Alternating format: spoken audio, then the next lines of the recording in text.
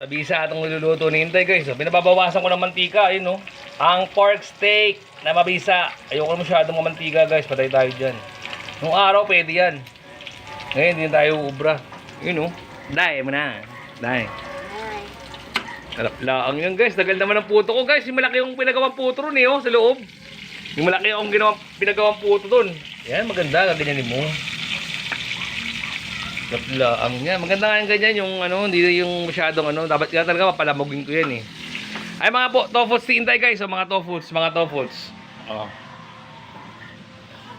Sabi mga naka-reserve na sa atin dyan mamaya guys. Yun binasin sana tayo ngayong araw na to dahil di tayo nagtinda kahapon guys. Yun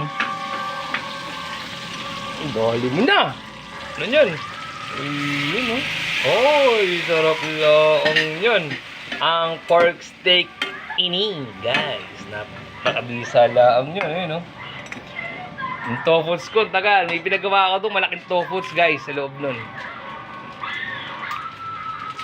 Ayun Ngayon mga tofuts din tayo. Ayun Uy, sarap lang yan guys. Tatakpan ko muna. Kailangan daw takpan ni Inday. Ayun Ayos guys. So konti na lang. Kakain na tayo guys. Sarap lang yan. Tingnan natin yung tofuts ni Inday guys. Tingnan natin yung tofuts ni Ay, may pinagawa ako dyan. Ayun yung malaki guys. Akin yung tofuts na yun. Yung pinakamalaki sa gitna. Ayun Uy, sarap nun. Tofuts ni Inday guys. Alright.